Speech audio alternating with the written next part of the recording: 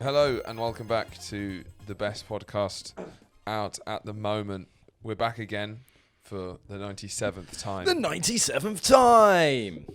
And I'm happy to finally announce that we have, in fact, crossed the finish line of the 1,000k subscribers. And I'm happy to announce that was all I wanted to achieve with this podcast, so I will be resigning.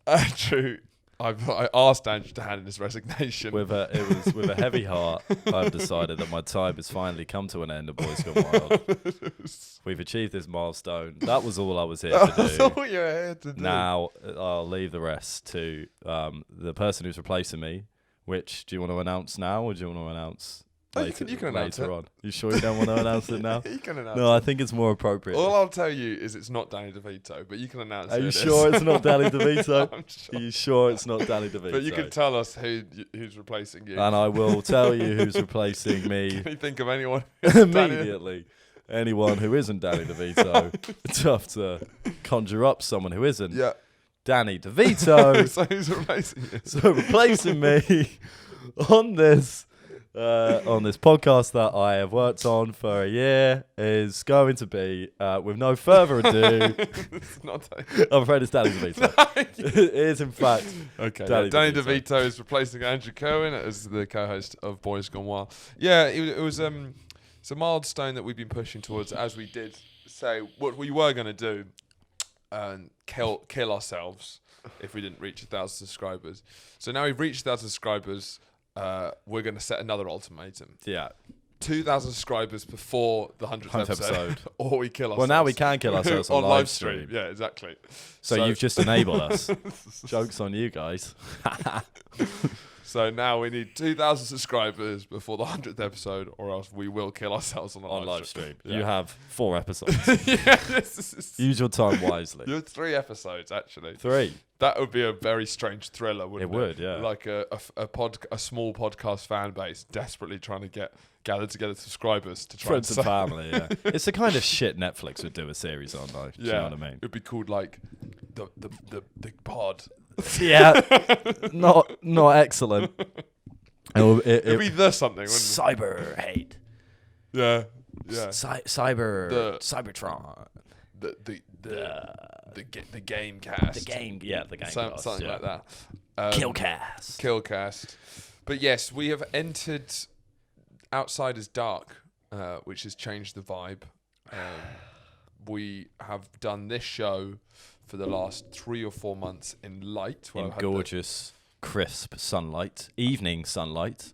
Yeah, so it's just the perfect, and maybe just before the end of the episode it started getting dark, but now from the start it's dark. It's the dark. light blares harder, and the sun's light is dimmer. It's dim. So I feel that we have entered the new phase, which is the chilly months, and I feel every time it comes round to the chilly months in this country, I feel immediately triggered.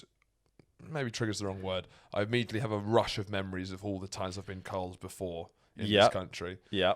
Layered across, because when you're in the summer, you actually forget what cold is like. You're then right. Then the cold starts to come, and you're like, I remember every single autumn. Yes. And then it just piles on. And Are we in autumn? We're in autumn, but we're heading towards. It might as well be winter. When is winter? December to Feb. Sure. Yeah. Okay. But as soon as it starts getting properly chilly and the nights start dropping, then my eyes roll to the back of my head, and like I have this kaleidoscope of different images of different. It's winters. upsetting to watch. Yeah, of just me like still going for that for much of the day. Yeah. I feel it in my feet. Do you? Most of all. Wait, you mean the cold? The cold, yeah. But I don't I'm more feel talking cold. emotionally. Well, I'm talking physically. Okay. I don't have the capacity for emotions. We've been past this. My feet are cold. They're always cold in winter. Why is it? I hear you ask, and many people, I ask myself, and extremities is the answer. Oh, it's all about your extremities. I feel it's less interesting. Seems to be a legitimate answer, actually. I think it is to do with your extremities. But how can it be that cold? Do you know what I mean? I was more going for like. I'll get there. Yeah. I'm just saying. So that's the physical, and then I go, oh yeah. Well, not all of us are pretentious enough to have 1,000 memories rush through. Some of us just experience cold like normal human beings, and go, oh God, in 2018, it was a snow day. Yeah.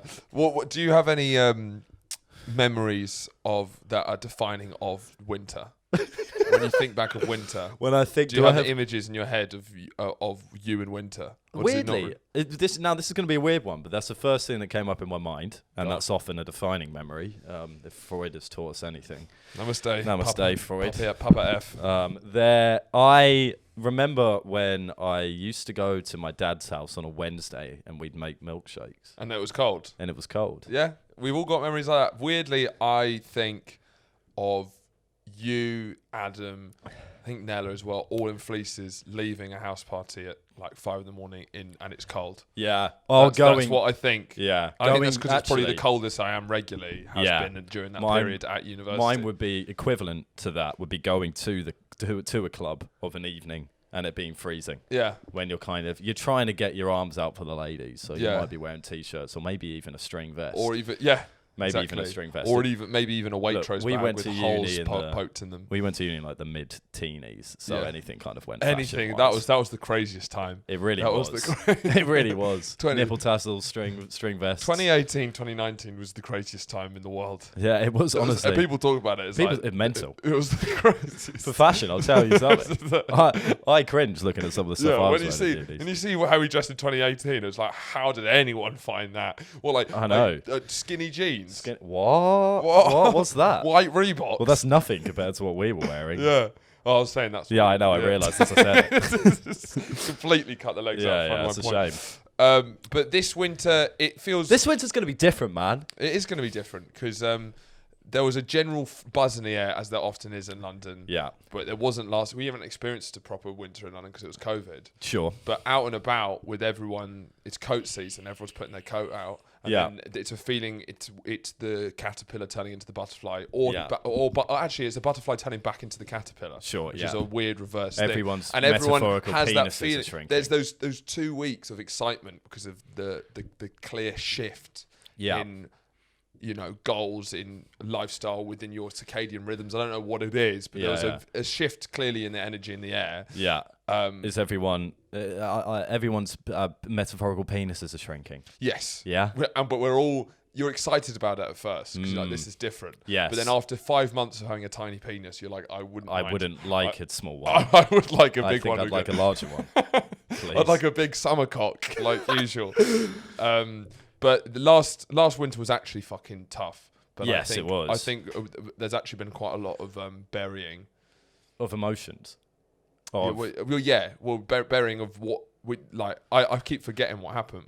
Yeah, me too, actually. But then I remember, I'm like, oh no, I remember at the time thinking like, this is absolutely. I think many people agree that lockdown does feel like a fever dream. Yeah, a bit. But why? What? It doesn't feel like I'm still reeling from it, but it feels like. I can't really remember that. I can't remember it. But then we have episodes. Lives are so drastically different. Yeah. It's really weird. And it's kind of, as I said, and I called this. He did. It won't lock down. What you're going to say. Yeah, true. I appreciate the kind of unanimous, unthought through backing. Buzz Aldrin did not land on the moon. You said you agreed with me. That lockdown wasn't going to end with a bang. It was going to just slowly. We're just not going to realise that it ended, and then suddenly it ends, and then suddenly make him the king of England. Make me the king. Look, I'm getting shit like that right on the daily. You only see an hour of me every week. What's the Queen got right? What's the Queen? What? Yeah, true. I was going to answer you then. Yeah. Not a lot. Not a bloody lot, to be honest. So if we want the right person ruling the country, it's guys who can make preds like I do. Preds means predictions. Yeah. Where were we? We were talking about winter and last winter. Yeah, I can't remember what happened. Yeah. On either. I have a very bad memory though in general. Yeah, so do I. It's not great between the pair of us. We don't have. It's like the witches in Macbeth. They have that one eye. Yeah. That feels like we have one brain. One brain, and we're scrambling to remember things together, and not quite getting it. Yes. I think that happened. But the strange thing is that we have a record of every single week of lockdown. Yeah, true. I think if you look back at those January, February episodes, which is when we weren't seeing anyone else, where it was always dark outside, where the house is freezing, and the world was collapsing outside, there was nothing going on. Technically, that was a wild time. That was a wild time. Technically, the Christmas special was the bleakest of all. When I was here by myself. That's something I don't remember. I spent 2 weeks by myself over Christmas. That's wild. That's mental. But no one's talking about last winter. I can't remember. It wasn't It doesn't feel like it was that bad. And life feels like it's come. Certainly for me, it's come back like nothing's changed. Like it feels like that's why it feels so weird. Is that it feels pretty similar to what life was like before. It just isn't though, is it? Yeah. I don't. Yeah, you're right. Well, it's weird though having experienced like Christmas in London. Yeah. Yeah. But I just that's an example of you've completely forgotten that memory, which was absolutely mental. If you were told that you would spend 2 weeks around Christmas over Christmas, by yourself, That I'd think that sounds pretty terrible, pretty bad in general. So what do you feel? How are you feeling going into this winter? You know, I find questions like this hard to answer because I just feel the same. Yeah, I don't really. Yeah, it's gonna get darker. All right, cool. Are you a cold man? I'm not. I can. No preference. No preference, mate, if you pardon the French. I don't really care. It's like, it gets darker. I don't like when it gets darker. I'll notice it, and then I'll just get used to it, and then that's life. Yeah, I probably shouldn't answer that question then. Yeah, I know, because I don't really... I'm like, it's a bit more dark outside. That's a bit annoying. Because I don't have my early shifts anymore. That was when it made a difference, when I wake up at 5:45 and have to have 4 hours of blackness before you get that cool warming sunlight coming through. But it just doesn't, I don't know, maybe it's not something I think on a lot, to be honest. It's something you think on a lot. Yeah. You really think about this. And then when we talk about it, I'm like, am I missing something in life? Have I done something wrong? Have done something wrong. Am I not a deep philosophical thinker? No, I'm just not a pansy. I'm not a pretentious wet wipe who sits upstairs with a coffee mulling over, I wonder what this winter will be like. Oh, this is conjuring up all the images of my previous winters. How will this one be? Have I changed? What will I become? This is being after the show. Well, I'm just downstairs getting on with it. Just fucking getting on with it. I'm a thinker. You're a doer. Yeah, I'm a doer. You're a moaner. I wonder what autumn will bring for me this year. I feel it triggered in the Scientology sense my many past lives. Because the Scientologists, they believe that if you example, what foods do you hate that other people like? Mashed potato. So a Scientologist would say that in one of your past lives, you had an immense trauma killed by a mashed potato. By one mashed potato. Probably by maybe a truck in 50s America filled with mashed potato. You're driving along with a box of chocolates and some flowers for your girlfriend to be, and the mashed potato truck flips and crushes you. There's also a dance called the mashed potato, which was... I think it's that one. Yeah. So maybe let's do the mashed potato. Maybe I went up to the girl I really liked and said, "Hey, do you want to do the mashed potato with me?" Where are you? Okay, I'm in 50s New York. Okay. Hey, dollface, you want to come over here and do the mashed potato with me? No. And they're like, what? Why are you speaking with that accent? What accent? I'm from New York. And then she rejected me, and now I don't like them. And then a huge truck filled with mashed potato. Yeah. Well, I think that put several future lives off mashed potato. It'll take you 1,000 years before you'll like any of your forms will like mashed potato again. Yeah. Egg is the other thing I don't like. Something bad happened with egg. Something bad must have happened with egg. I think something bad happened with egg. Something bad happened with egg. So yeah, I feel when I feel the cold, I feel all of my past lives. I feel that they... So you're saying the cold is a big bad thing for you? Big bad? No, it's not. Sat here and you complain about fucking summer, and you'll say you're not a summer guy. I never said I'm not a summer guy. I said I'm sick of people complaining about the summer. You all know he said that like thousands of times. I said I don't look good in the summer, but I'm happy. You said you're not a summer boy. You said you're an autumn boy. No, ideally autumn for sure. Yeah. Okay.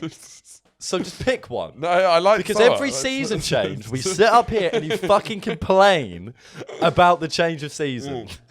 You are an autumn boy, though. Yeah, I'm an autumn boy. You're very clearly. I don't think I know what I am, and maybe that's why I'm so sad. And that's why I've been trying to get to the bottom of it. Exactly. That's what you keep bringing up. Do you really not like mashed potato? Oh, maybe I do, man. Maybe I fucking love it. Maybe I'm into it. Who knows? Yeah. But, not everything is bad, because in London, Salt Bae's opened up a new restaurant, and he could have chosen anywhere in the world, and he's chosen our fair city. Our city. That scum has chosen to come over here like a parasite and infect the entirety of London with his nonsense. Yeah. Right. Surely Salt Bae had a restaurant before, right? He can't have just been going he was around. a working chef. He can't I have don't think he was a. I he don't had think his he owned it. own restaurant, maybe. I think he was just like an eccentric one of the crew. Well, he wasn't just like a guy going and putting salt on random people's I dishes. think he was the waiter. Just walking around. He did look like the waiter, didn't he, actually? When he came up busting the scene, I don't think he's not the guy running the restaurant. He's not doing the bills and stuff, is he? No, I don't think so. No, he was hired, and it was like, can we tone it down a bit? Yeah, well, as you should. Salt Bae, do you mind? Excuse me, Mr. Salt Bae. Can you not do that with the salt? Can you just fucking put it on? All this nonsense. What the fuck is that? Like, I've never got and it. then they threw I've him never out, cared. and he says, "I'll show you. I'll show one you. day I'll open my own restaurant." I've never cared for Salt Bae. I know that's an unpopular might thing be- to say. it's not unpopular. You're going to cancel me because I don't like Salt No Bae. one likes Salt Bae. Okay, I might have misread the discourse. Yeah, no one likes Salt Bae. It's probably the worst viral trend ever. Is it even people don't even do it though? They just No, do no, they do it? no. But I mean, viral sensation. It's like that, isn't it? It's like that. So Salt Bae, I think, would be up there. Gangnam Style might be up there as well. What with the worst trends? Viral trends of like. I don't think Gangnam Style is the worst trend. I just think it got overdone. But I mean, for the worst viral bits of popular culture, Yeah. I think Salt Bae. Salt Bae is up there, Definitely. 100%, because there's nothing about it. Yeah, That's it's- I'm just. Well, Gangnam Style, you've got a song and a dance. Yeah, Salt sure. Bae, it's a guy putting salt on dishes funnily. Why? He's chopping them up as well. Yeah, he chops them up, but like a knob. He does chop You know, them up. he chops and sprinkles like a knob, and I don't think people want to hear it, but they're gonna hear it. How much of it is an act, or is he completely? Is it completely cynical, or is he sincerely a knob? He's sincerely a knob. you think None of it's an act. None of it's an act. You seen this cunt? I have seen him. Yeah. There's a picture of him running around a park in a bin bag. That's something that people do nowadays. Run around in bin bags because it Why? makes you sweat more. Really? Yeah. So there's a picture of Salt Bae in his sunglasses running around a park with a bin bag on. Is that why in Silver Linings Playbook? Bradley Haven't seen Cooper's it. character. Oh. Is he on a run? Well, he famously wears a black bin bag, and I couldn't work it out because it's a film about mental health. I thought it was because he was just mental. Yeah, but if he's not running, then he might. He was just running. be- He was running. Probably then Yeah, it was because probably of the that. sweat. Yeah. So what Could also be because he's mental. why does it help you sweat more? Because it just makes you hotter, Why do you want that? so you lose more weight. Really? Yeah. Wow. Yeah. No, it's becoming more and more of a trend, and like, God bless you, anyone that wants to do it, but not Salt Bae. No. Don't can't- bless him in anything. No, He's he doesn't fucked des- his chance. He's fumbled the ball. Doesn't deserve it. Yeah. And you can't be the guy because it just conjures up. I don't think any chef should be seen pictured running around a pub with a bin bag on. Because It doesn't seem hygienic. Yeah, because I think you can understand if maybe you're, a homeless Binman. painter or bin man. Yeah. They can do what they want with it. Yeah. They've got But bin bags to spare. If you clearly work in the restaurant industry and you're the bins. constantly throwing away food into black bin bags, it's not a good look because Yeah. it implies that you are part of the trash that you throw out. Correct, yeah. Which And- he is. Which he is part of the Yeah, trash. he is In trash. fact, yeah, it's the most appropriate metaphor for him to wear a bin bag. Yeah. Because he is. Now, we've had our problems with Salt Bae the meme. But we more than that, we have our problems with Salt Bae the man. Now, the meme wasn't great. Sure, open up a restaurant and charge stupid amounts for a steak and whatever. The thing is, I feel we're both very upset with that. But people have been so upset with it in the public discourse. We've toned down how upset with it we are. Yes, we've toned it down, yeah, because Because we if no don't one need, was, we if don't no need one to was add to talking it. about the prices, Then we'd we be would on be it. livid. We'd be livid, but we don't need been to. done. It's been done. That's fine. We all Yeah. agree. We want to talk more. we want to talk more about this. I saw an article recently, and he's charging a lot of money for his food, okay? Because he became famous via the way in which he sprinkles salt onto meat. Yeah. Not sure how those two add up, you know. I'm sure his golden tomahawk steak is tasty, but is it £650 worth of taste? No, it's all stunt food, isn't it? It's stunt food. You're bang on. Now it turns out Salt Bae's hiring new chefs for his restaurant. Oh, that's nice. Oh, that's lovely, isn't it? He's the wage he's offering is £12 to £13 an hour. So per hour, that would mean they make enough, and this is interesting that it's this, that they make enough to, in an hour, a chef there would make enough to pay for the side of mashed potato. Mashed potato. What, in an hour? In an hour. But mashed potato, that's something. Oh, okay, nice. Yeah. That's good. But in an hour. It would take them 52 hours work to be able to afford the steak. That's unbelievable. Now, Salt Bae. Salt Bae went from this stupid... Is this direct to Salt Bae right now? This is direct to Salt Bae. Alright, we're going to get Okay, direct you- to Salt Bae. This is gone. Ready? Is all the comms good? Yeah, it's all good. Mr. Salt Bae. If I can, I know I'm gonna call you Mister. I'm just gonna call you Salt Bae. Salt bitch. How about that? Salt bitch. Sour salt bitch. Try that on for the side. Stupid sour salt bitch. Yeah. Right, you were annoying as an internet meme. Your gloves are stupid. Your glasses are stupid. You look like a prick. Okay? The only skill you seem to have is sprinkling salt like a knob. Okay, that doesn't sound like... Sorry. Excuse me, would you like to pitch? You can pitch in if you want. It doesn't sound like a skill. No, it doesn't sound like a skill, sprinkling salt like Correct, a knob. yeah. It's a value judgment. Yeah, it's a value judgment. No. We're muddying the waters here. Now, your only skill is sprinkling salt like a knob onto meat. Fine. If you've done well off that, that's great. Don't I'm fed up, and you are being kind of the epitome of this. I don't want to see how the sausage is made. I don't want these meme people to suddenly come out and try and be real life people and then turn out to be absolute dickheads. Now, we stay on the internet. Stop forever. Don't exist outside of the internet. And if you do exist outside of the internet, stop being a cunt. Yeah. All right? You're there. You're incredibly fortunate to be able to spend this much because a photo of you being a cunt went viral around the internet. So pay your fucking workers. Yeah. Yeah, I agree. I do think it is interesting that we do have there's a new generation of sort of cunts that are stepping out of the internet, and it is almost like in Avatar when they open up the spirit world and let out the evil spirits. We need the Avatar. We need the Avatar because the internet is like a portal we've opened up, and all the cunts have come out. And they're all opening restaurants. They're all opening restaurants. And exploiting their workers. They're terrorising the neighbourhoods. It's also just like, okay, even if let's say I loved Salt Bae. Let's say I loved the memes and I was... Do you think there's do you think there's diehard Salt Bae fans? There will be a Facebook group. Yeah, because it's like, he's got a lot of fans, but when you had artists or musicians, they would have...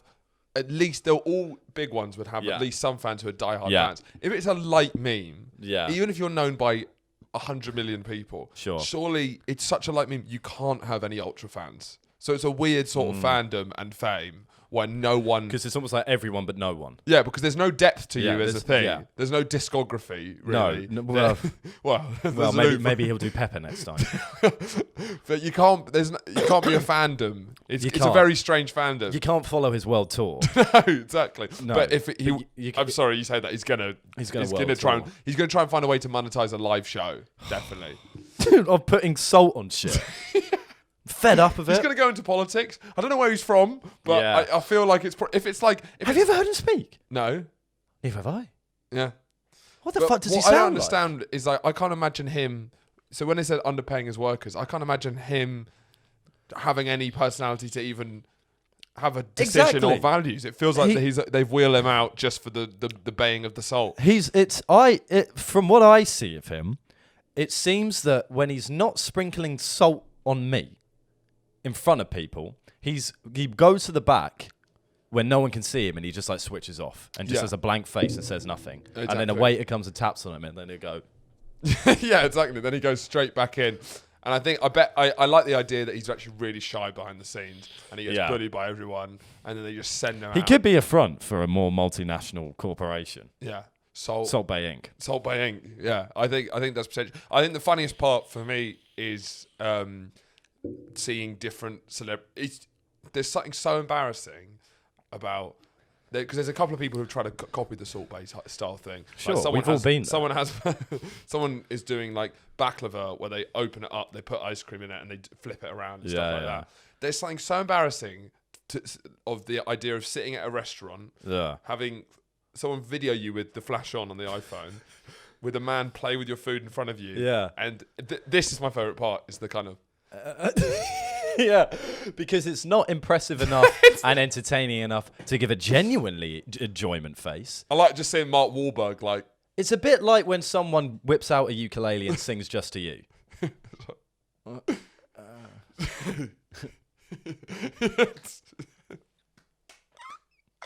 My two favourite faces are the person like that and imagining what the person filming it's like.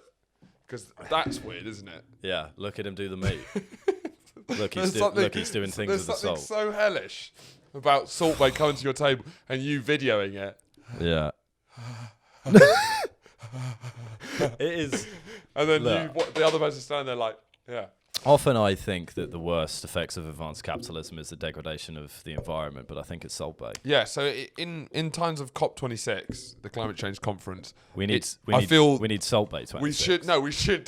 We should have more speakers bringing up issues like we talk about on this podcast, like Salt Bae. It would be great if the primetime speakers said the biggest threat to our planet, everyone, and they're like, climate change, Salt Bae. Yeah, climate change.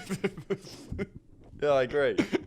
What did he think? They were all going to say Salt Bae? Yeah, he did think they were going to say it and was very miffed when not. Because he represents a lot. Salt Bae is more than we can comprehend at the moment. And he's very metaphorical of where he's we are. He's an evil spirit. He is an evil spirit. Yeah, and we do need the Avatar to stop him. We do need the Avatar to stop him, but where is the Avatar? Yeah, buried in ice. Buried in ice. But yeah, COP26 happened and... Still happening. Still happening. Yeah, I've really not been paying attention, to be honest. I've not been up to date. So, I don't really understand what... It's hard to understand what anything means.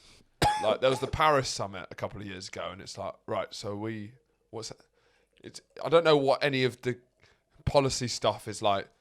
It's mainly stuff like, right, we don't want any fucking petrol in like 40 years or something. That's like, there's not much you can take away data-wise. I'm just going to let you carry on with this analysis. Let's really educate the listeners. It's like, no, you're not going to have the petrol. And now going to Horatio Gould, who is live at COP26, giving us the latest of all of the important policy discussions and changes the world leaders are attempting to make within the next few years. A lot of the G8 have said, I'm not going to have petrol or nothing for like 40 years or something. Petrol, nothing. No petrol. For something that's 40 years or something. Yeah, cool. So 40 years or something. 40 years or something sounds... 40, 50 years or something. No petrol, nothing like that.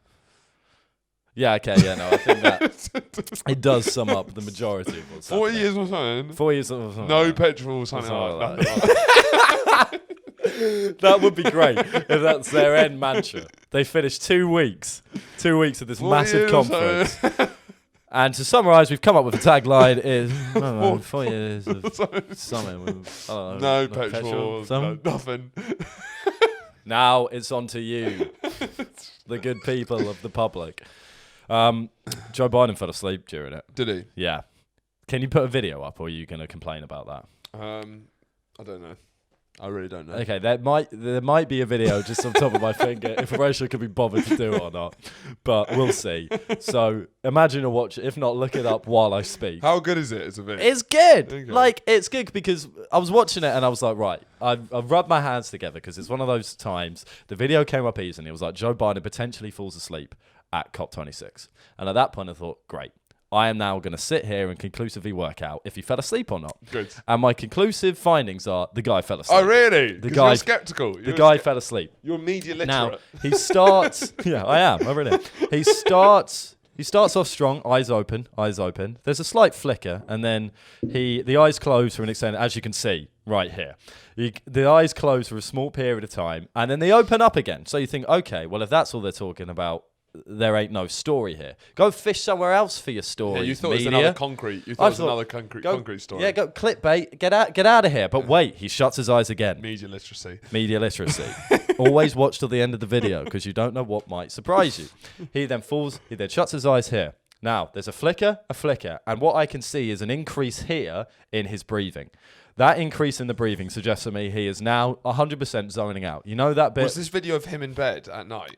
That is not important. It's not part. Biden falls asleep at COP26 conference, comfortably in the hotel room. At bed, 2 a.m. Does this man care nothing about the issues? No, yeah. So here, he falls asleep here. And now the kicker for me is his eyes are shut for, let's say, about 15 seconds. It's a long time for her eyes to be shut. It's a long time. Then you see one of his aides come in and pretend to, like, tell him something. Clearly there to wake the guy up. Yeah. So he writes down, wake up. He writes down, wake up. And he's like, doing it. He's not looking.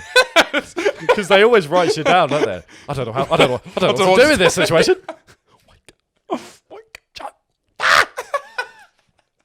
Yeah, no, yeah. Then he wakes him up, and then suddenly Joe's back in business. And the great thing is the speech just finishes, and then he just has to start like clapping. Even though he's been asleep. Yeah, for it'd be amazing if it was like, we support Israel, Palestine Yeah, has no yeah. right, and he just wakes up. That's true, because he would have no idea what the fuck he So was you could be clapping at that doing point. Could be anything. Could be anything. But yeah, that's the most I've got from. But the weird thing about these climate summits is like, if it's getting worse, isn't it? Yeah. And it's been getting worse. God, I don't even. Yeah. So each summit is getting slightly more intense, isn't it? Sure, yeah. Is this the most intense one yet? Yeah, it is. It is. And the Paris summit 3 years ago was more intense than the one More before. than that. 5 years ago or It something. was quite a long time ago, the Paris one. The Paris Agreement was like That was quite a big deal, that one, wasn't it? 2014 or something, maybe. I don't know. And then there was Al Gore in like Yeah. 2002 with The Inconvenient Truth. Yeah, that was a long time ago. That was quite a big deal. It was a long time ago. There's been there's something like the There's the Leonardo Kyoto thing. Yeah. I think the Kyoto Protocol. That So- might be a different thing, though. It's getting more intense. And I guess it's like, we're sort of the perfect age to see climate change unfold if everything's true, because if we live till 80, 90 years old, we're going to follow the timeline of We will, yeah. where the world It's not collapses. really an if. Yeah. Well, because I'm saying, you know how it's like social media native like generation, which is kind of us, but especially who have never known a world without the internet. Yeah. Soon there's going to be generations who are never going to know the world without climate disaster. Without climate disasters consistently. But we get to see the transition. transition. We are a great transition generation. Exactly. Because we weren't always with the internet, were we? Exactly. We're just on the... Yeah, just on the cusp. And thank God for that. Yeah, thank God. We're such well-rounded individuals. For us particularly, it's lucky as fuck we didn't have TikTok at our disposal. Yeah. Oh, God, the amount of embarrassing shit we would have done. Well, have we ever talked about our YouTube videos in year 9? Oh, my God. Me and Horatio Gould created... XX Gould and Co. Look it up. Probably still there. XX... No, let's play him. Let's play one of them. Right now. No, can't copyright. Yeah, we need the owner's permission. No, we made some music videos which were basically just putting different Google image pictures of what the lyric was saying to a song, including Opposite of Adults by someone. Hits by Chase and Status, and the one with Ollie Murs. Heart Six a Beat, which surprisingly Ollie Murs was our worst work, but it did the best.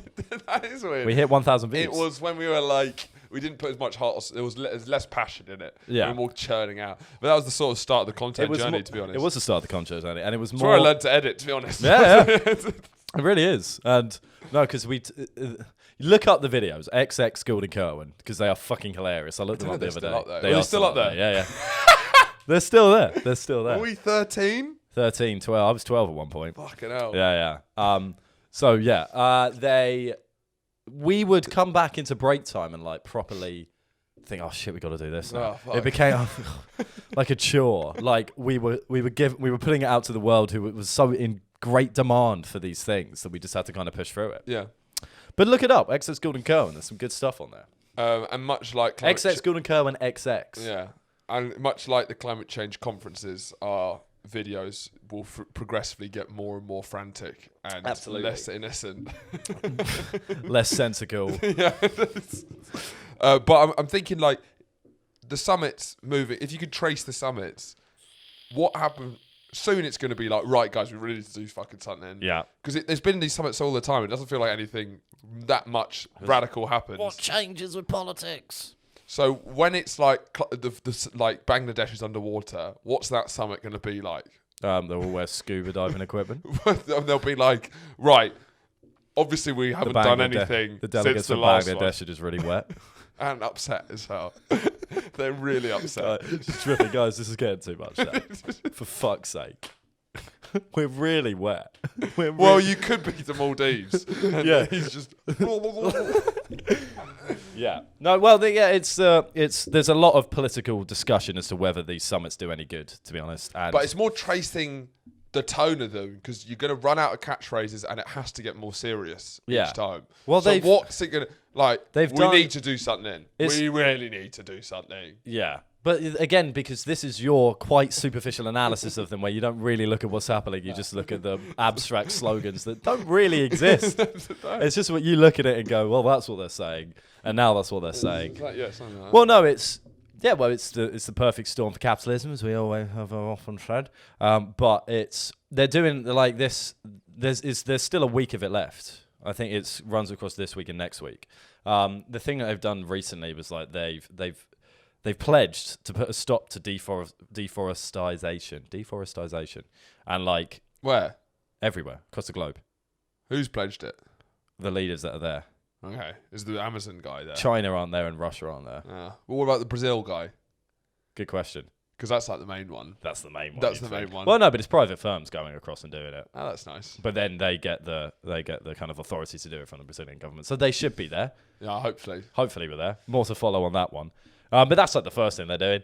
You never know. I mean, these kind of summits also can like the things that they agree to can dissipate on thin air. Like when Trump pulled out with the Paris Agreement with just He just like that. Just did it. Nah, sorry. Is Biden back in now? Yeah, they came back in. So it's just opt in, opt out with. It's just whatever you fancy. Yeah, that is kind of the problem with democracy. It's like China. You know, if they're on board, they'll be on board for a while. Exactly, which is why they don't go. Why? Because then they're stuck being on board. Oh, really? No, it's not. It was a joke. Yeah. I don't know. You know so little about these things. That wasn't ridiculous. It wasn't ridiculous. That wasn't ridiculous enough to be a joke. Correct. It was quite a weird. Yeah. Just made you sound a bit like dumb. But yeah, I mean, you Because what happens if like a right wing loon comes in next and it just like pulls out the Paris Agreement and it just keeps of who? After Biden? Oh, yeah, then I'll just keep doing it. I mean, the attempt is to maybe get some sort of legally binding agreements, but you just can't, because the power of the sovereign nation state as opposed to a global state is what these climates are trying to make up for, is a lack of global governance. Okay, yeah. So, but when you don't have global governance, you can't enforce global things. That's why the EU is so important. Yeah. And we fucked off from that. Yeah. What about COP27? What's the slogan going to be? I don't know. That. Okay, but then COP28 comes around. I don't know. Oh, wait, maybe. No, that's not going to work. COP29 comes around. Okay, guys, this is going poorly. It's COP30. There's serious problems. COP40. Yeah, that's going to be. Now that's a piece of satire for you. That is really good. We lampooned them. Bookmark Boys. Christopher Columbus, 1485. Something's in the distance. Bookmark Land Ahoy's. It's your worst one. That's not good. Wait, so what? Hold on. No, let's dive into that. Christopher Columbus set out to discover the Americas. He did actually set out. That's not the bit I'm struggling with. He went out to find new land. India, but go on. And he found bookmarks, or the Bookmark Boys. Bookmark Land Ahoy's. Bookmark Boys. No, Bookmark Land. Shut up. Oh, you can call it, but that's it. Bookmark Land Ahoy. So and what is it? He's found Bookmark Land. Is that Bookmark Boys? No, it's the land of bookmarks. Yeah, but that was before Bookmark Boys even was invented. Discovered by Christopher Columbus himself. Bookmark Land Ahoy's. Bookmark Land Ahoy's.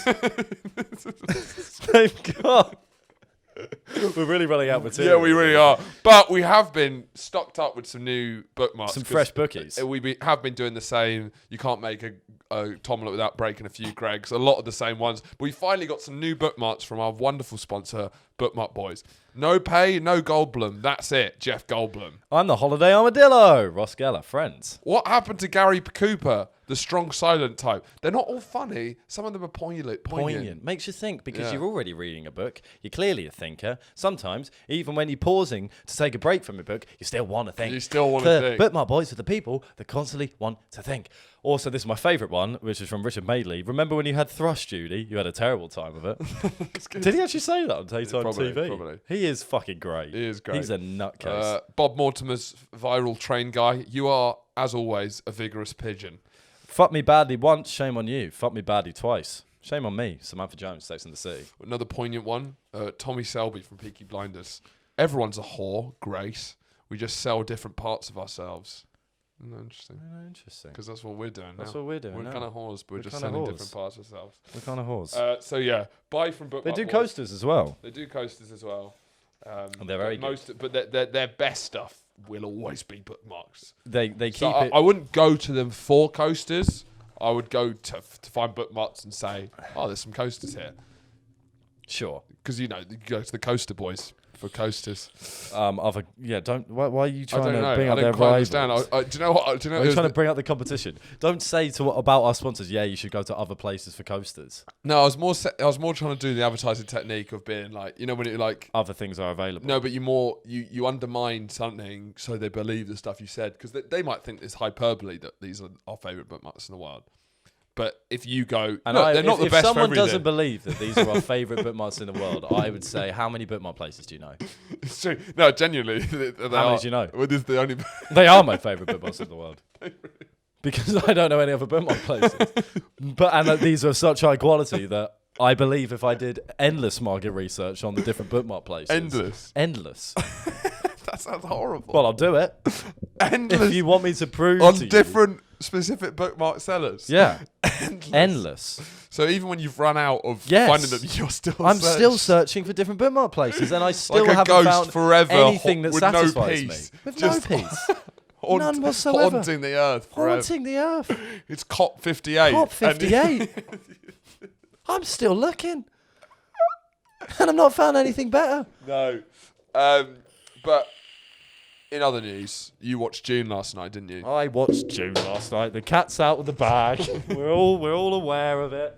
I watched it and I feel disgusting. I didn't understand a thing that happened. I was drunk out of my mind. No, Were you drunk again, or No, I did wasn't. you made quite a pointed effort to be sober for this one? I don't have to make a pointed effort. I just had one. I thought James Bond would be a real good ride. If I had a couple of drinks, a couple turned into a few more. I was very pissed when I went in there. Wanted to keep it going. She didn't allow me to bring 4 drinks into the movie. Then I didn't understand anything that was happening past the hour mark. Next question. I went into June full of hope and ambition and a sober belly. No, it was fucking great. Yeah. Really enjoyed it. A lot of set pieces. Sure. A hell of a lot of set pieces, but I'm all about it. The visuals were gorgeous. What I also thought, with it being a trilogy, it's probably going to be, is it? Hopefully. Yeah. I want it to be a trilogy because for all like the big sci-fi trilogies, Lord of the Rings, Star Wars, or whatever, we haven't had one where we've been alive in and we've seen the first one in the cinemas, looking for the second one in the cinemas and the third one in the cinemas. Yeah. Yeah. You're trying to prove me wrong. I was trying. I know you're trying to prove me wrong, but I'm not. I'm not. So you could keep trying, bro. But no, that's an exciting thing because you think about. Imagine the gas that must have been around the world for like the Star Wars. I know it's not the same as Star Wars and Lord of the Rings, but the excitement of the sequel. You're still trying to prove me wrong. No, yeah, I am. I'm still. For some reason, it doesn't hit right. But I don't know why. Well, when is a sci-fi trilogy like that we've had come out in 3 parts? It's a big cinematic event that a lot of people are going to and watching. Well, June, yeah, I guess it's just not quite the sort of pop culture. Yeah, because that happens retrospectively, pal. Maybe. It's just come out, buddy. We'll have to wait. Yeah, all right. We'll have to wait. Fucking algebra, You're completely fair to make this point, but also, well, I think that there's a big difference in sci-fi films nowadays. It's like they're trying to be very nowadays point. Nowadays point.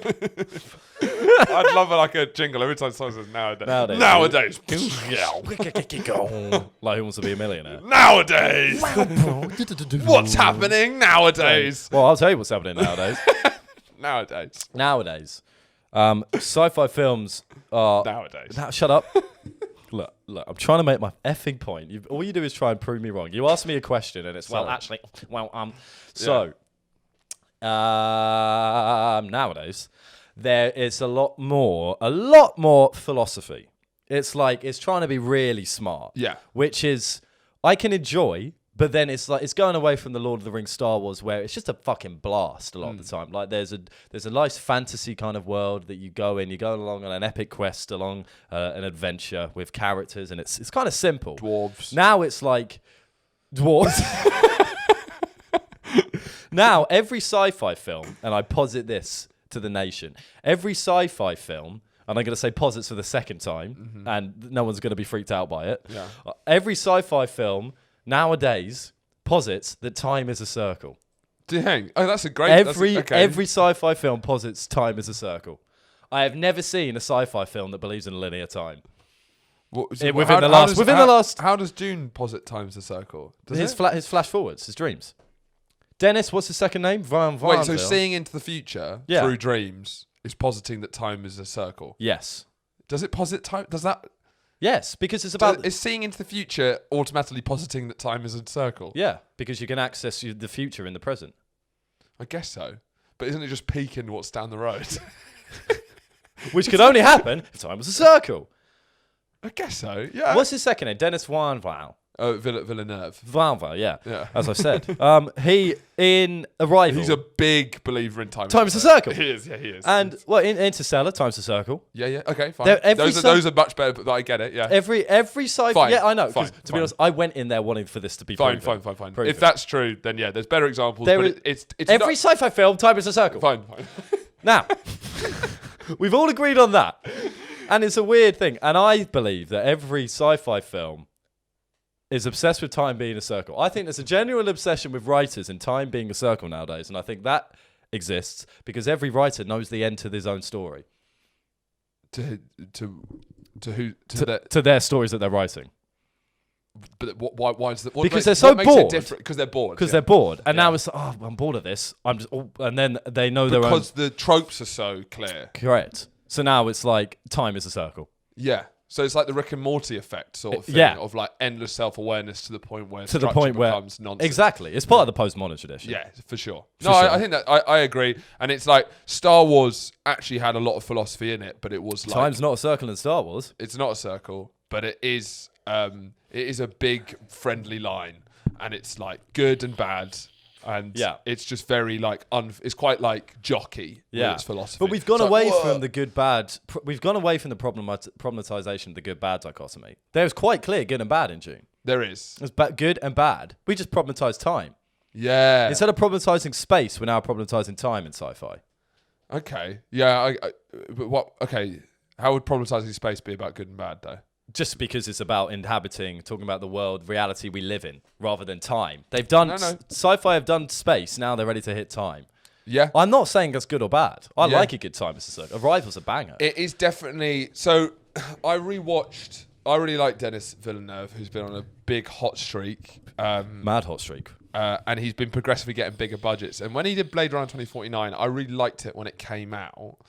And I really loved the original.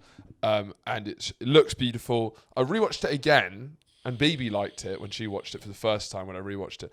But it was actually quite boring. Yeah, I watched it really late to the game, and it didn't. It's quite boring. It didn't blow me away. And so there was still elements of that in this next one. Yeah. Because he's done Arrival, Blade Runner 2049, and Dune, which are three big blockbusters that are getting progressively bigger, and they all have the same sort of basically like an art house blockbuster is what he's trying to achieve. Arrival's incredible. He's trying to retrieve time is a circle, but he's positing, consistently positing that time. The man is obsessed with it. It's like take a break. Yeah, I mean, would you say there's anything to the point that Dune is a book written in the 50s? What? I just realised that it is. Yeah. I thought you were trying to say. Imagine if it is. It's sort of like the first proper sci-fi. Why did he choose it? Because time is correct. Okay. This guy's impenetrable. There's plenty of sci-fi books written in the 50s where time isn't a circle. But he chose the only one where time is a circle. The only one? The only one. I've looked it up. Linear time. I hate time the amount of research you do. It's impossible to... Well, he also did Arrival, which is amazing. Time is... Oh, it'd be amazing if his next film never is called clearly Time is a Circle. Time is a circle. Honestly, the guy is hilarious how obsessed with it is. Look at it. In Arrival, it's hilarious. I mean, I love the film. It's fucking great. It's a great comedy film. Great comedy film. Oh, what? Yeah, time is a circle. No, because it'll be more like, oh yeah, because time's linear. That would be the joke. Yeah. Because time is so obviously a circle. Is that the punchline? Yeah. To every joke, the time's linear. God, back in the dark ages when we thought time was linear. He also did Prisoners. Yeah. Which is great. Yeah, so these are so he's moved on to the sci-fi actually, thing. time isn't a circle in Prisoners. No, but it's not a sci-fi. Okay. It'd be weird if he but it's more sci-fi in general. But Denis Villeneuve, every film is time is a circle. No, it's not. Other than Prisoners. No, or Sicario or Ensemble. I'm going to rewatch Prisoners and I'll get back to you because there'll be something about time. I know you'll find it. I'll find it. I'm trying to remember it. The kids go missing. But yes, the Blade Runner 2049. When I rewatched it, so it was one of those films that got well reviewed, and it was like kind of one of the first true art house blockbusters. Yeah. As in like the $250 million film with an auteur which was quite rare, and it flopped at the box office. Yeah. But do you remember Blade Runner 2049? It opens with... I was actually blown away by how boring the opening was. Is it him traveling? No, it opens with that guy, the big boy, Batista, who was in this. He is. He loves. Yeah, he's in everything now. Batista. And not Dame, as a comedian. Something Dermot like O'Leary. No, it's not Dermot O'Leary, even though I'd like to see him in June. Sure. But do you know what I'm talking about? The bald, muscly guy. Batista. Batista. Yeah, what's happening? We've already said his name. Yeah, but is that just his name, Batista? Well, that's his wrestling name. He was a wrestler. But he's in too many things now. He is. He's in a lot So of now things. I don't believe that he's a Zargon from the planet Zaix or whatever he was. That's true. That's I just say he's the guy who's in all these He's films got the Steve Buscemi complex. He's got the Steve Buscemi Yeah, complex. yeah. And it should be, you could easily make it just a butch unknown and I'll be like, I believe this Jew. I kind of like seeing him in stuff though, because I like that he's really transcended from He really WWE is. He's to getting our on, house. He's yeah. smashing it now. But it was just like him going and making like beans and Ryan Gosling sitting in his Oh flat. yeah. And it just went on for like 50 minutes. It's like, it's Blade Runner. really You want long. like a big set piece to begin with. Yeah. So Dune certainly wasn't dissimilar, but I think it really worked with this. Yeah. And I had listened to the audiobook of the first part of Dune, so I vaguely knew the Loser. story. So I'm only half smug about it. I couldn't go the full way, which means I can't complete my full smugness, which is a real shame. Yeah, those. Everyone's upset about it. I am. I'm livid. Actually. But I thought this film that's like Lord of the Rings was deemed impossible to make, and many have tried and failed. He did. He did it. He made it. He made it. But I also understand if people found it boring. It's not one of those films. Oh yeah. I loved it, but there's films where I'm like, you didn't fucking like it, you fucking. Yeah. You fucking. Very aggressive. Fucking. Borderline abusive. Oh, get fucking out my side. Yeah. Fuck out my side. Yeah, your moustache kind of shimmers with sweat. But this one, I'm like, okay, that's fair enough, yeah. No, I get it. Yeah, I get it because it's heckin' long. Sure. And it's people call it a boring space opera with a lot. I was doing that all the way back. I was doing that all the way back on the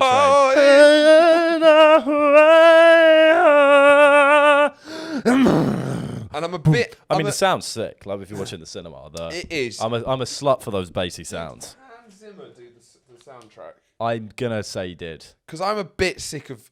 He's amazing, but he's just doing it's too predictable. That's like going out against David Attenborough. Yeah, but I don't want David Attenborough doing the soundtrack. So. I don't even know where to begin with that one. Yeah. And so, like, I'm a bit like Hans Zimmer doing every one of these films. I'm a bit Zimmered out. It's good, but I wouldn't mind to see someone's new take on it. Like, it is sort of the same old shit. I think that's nonsense. Yeah, because that was prevalent in... Yeah, it's always like that. What a crock of shit. What a crock of shit. When is there ever a sound like that? He's done the same thing for all of them. But he got Johan Johansson, who killed himself, sadly, who did the score for Arrival, and that immediately stood out as not lost in this deluge of Hans Zimmer. You know, I liked it. You're only that doesn't happen in other films. That happens in Arrival. That's Arrival. You know, and like, so Hans Zimmer's a lot of like. They should just get you in to do those these. big kind of synthesizer orchestra to like, you know, that's big like sounds, yeah. Expansive. But then Johanna Johansson in Arrival brought in Can't remember. and I was immediately like, this is new, but because they're all that sound the fucking same. I get they sound It's great. the same. It's I great. think there's so It's much. not I think like there's so new. much difference in. I think there's so much difference in like Interstellar soundtrack to Dune. There is. There's mad difference, and these are bassier, heavy, deep sounds. Yeah, but and it was quite what really it struck me in the film. The only thing is, some of the sound mix is quite bad because I can't hear them at some points. Never, yeah. They were like there's the whole Which is a mumbly classic Hollywood thing, actor yeah. thing. Not as bad as I was Tenet, literally looking. I was had to lip read them. I was looking at their. What? Say that again. I'm just not understanding. Thinking it was a play. And then it was, and they just turned and go, sorry. Yeah. Oscar Isaac, my bad. Your father. I don't know why it's Liam Neeson. Yeah. But I enjoyed it, and I'm looking forward to the second. It's a cinematic experience. Yeah. Does that annoy you? No, it doesn't. I like it as well. I thought the score was good as well. Yeah. But I do. I can get on board. I can get on board I was with that. disappointed when I found out it was Zim again, because he's gonna deliver, but he's gonna deliver it. It wasn't unpredictable in the way he delivered. Do you know what I mean? Yeah. It's what you'd think Hans Zimmer would do with Dune. Do you know what I mean? Yeah, that's true. Like what you know? But then what the would band what Journey, would you bring? You know Journey, who did Don't Stop. Yeah. Imagine it, get them. Then it'll be like, what? What? So, are you valuing shock over the film's integrity? Yeah, I'm like, Because I think by getting or even by getting consistency. Journey on board, I think it might take away from some of the action on screen. Maybe. Again, I'm just positive. Just like really slow down. Don't stop. So are you saying instead of hold on, let's pause on that for a Hold on moment. to that feeling. Let's pause on that for a moment. So you're not just getting Journey to do the soundtrack. It's just going to be Don't Stop Believing. But at different pitches. But at different pitches, Believing. based on and an action scene. It's Don't Don't Stop Believing. Hold on to the feeling. Feel it, people. For a chase scene. I mean, that is art house. Emotional. Don't stop Believing. believing. Hold on to that feeling. Streetlights. It would layer the repetition of "Don't Stop Believing." Hold on to that feeling. would add a different meaning. That is truly art house. I mean, it's one for that we should maybe make an edit on. The entire 2.5 hours of June, just with different pitches and paces and tempos of Don't Stop Don't Believing. stop believing. Don't Hold on to the believing. Hold on to the feeling. People. Be like, what journey? This is incredible. And then when the spaceship's coming down, don't stop believing. Hold on to that feeling. Streetlights, people. No music behind them as well. Yeah. It's just one G singing. Don't stop. The bad guy. The theme tune. The bad guy. Don't stop believing. Hold on to that feeling. I would like to see a Hollywood film where it's clearly, it's like we've got, right, this 2.5 hour film, you've got 4 hours, I'm going to play it, or look, just for the whole of the film, Yeah. and you've got a mic. They've got a mic, and they're just, while it's playing, Don't know the film before they sit down to watch it. So they're reacting live. And they've got that's the locked in score. I probably would have to do.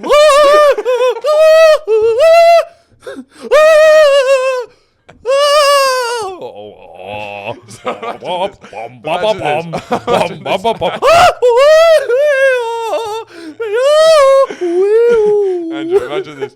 So your family get captured. They're held hostage. They're going to kill all of them. Kill them all. They say, Kill them all. Next question. and they'll kill Next question. Kill them all. What's next? Fair enough. No, go on.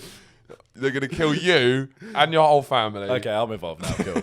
Okay, I'm on board. Right. What am I going to do to save What it? you're going to do is you've got to watch Dune and you've got to make the score live. Yeah. You have to win best score at the Oscars. Have to win best score at the Oscars. You've got one shot. And so I you're gonna have can't to use give it, any instrument.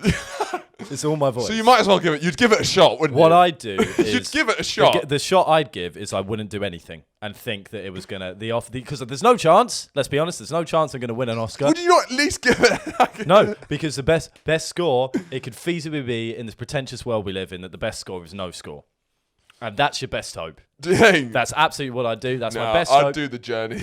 Yeah, and your family and you would die. Stop. My family, I would die also.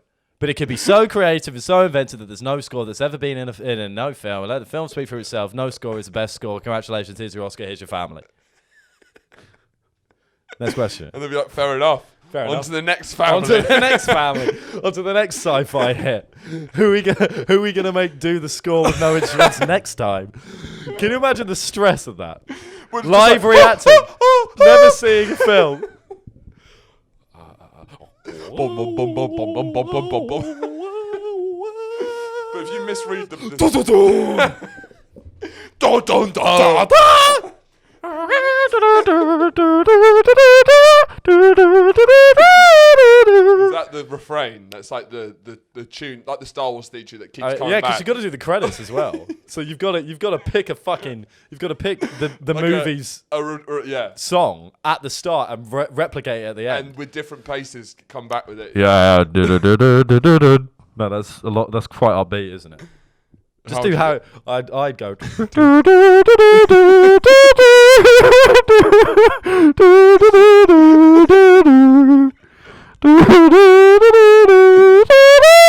This is really horrible. That's how. It's all right. That's great. Yeah. Yeah, good. Do you have anything else to add? Nothing. He's got nothing. I've else. got nothing left. I'll leave it all on the line. I'll put myself out for 90 minutes on the pitch. If you don't sub to the Patreon, you can have one of these.